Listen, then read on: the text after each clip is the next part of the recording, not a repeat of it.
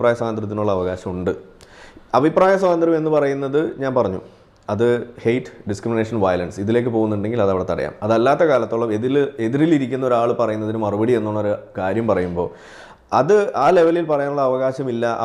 അവരുടെ ഒരു അസോസിയേഷൻ, ഒരു ഫാലസി കൊണ്ടുവന്നിട്ട് അവർ ഇന്ന ആളാണ് അതുകൊണ്ട് പറയരുത്, അവകാശം അത് പറയാനുള്ള യോഗ്യത, ഇതൊന്നുമല്ല. യോഗ്യത നോക്കിയിട്ടല്ല. ഹിറ്റ്ലറിന് പോലും ഉണ്ട് അഭിപ്രായ സ്വാതന്ത്ര്യത്തിനുള്ള വകുപ്പ്. എല്ലാ കുറ്റവാളിക്കും നമ്മൾ മനുഷ്യാവകാശം ഉണ്ട്. അതങ്ങനെ പറയുന്നത് ശരിയാണോ? ചോദ്യം ഞാൻ എന്നെ കൂടിയാണ്. കാരണം വെച്ചാല് ഈ മനുഷ്യാവകാശങ്ങളിൽ ഈ നമ്മൾ മർഡറർക്ക് പോലും, കൊലപാതകിക്ക് പോലും ഫണ്ടമെന്റൽ ആയിട്ടുള്ള മനുഷ്യാവകാശങ്ങൾ നമ്മൾ കൊടുക്കുന്നുണ്ട്. അതുകൊണ്ട് നമ്മളത് അങ്ങനെ പറയുന്നത് ഒന്നുകൂടി പുനഃപരിശോധിക്കേണ്ടതല്ലേ? ഇപ്പോൾ ശർമ്മയ്ക്ക് വെരി ഗുഡ് ചോദ്യം വളരെ പ്രസക്തമാണ്. അതായത് ഇപ്പോൾ ഇദ്ദേഹം പറഞ്ഞ കാരണങ്ങളുണ്ടല്ലോ, ഒരാൾ വർത്തമാനം പറയുന്നത്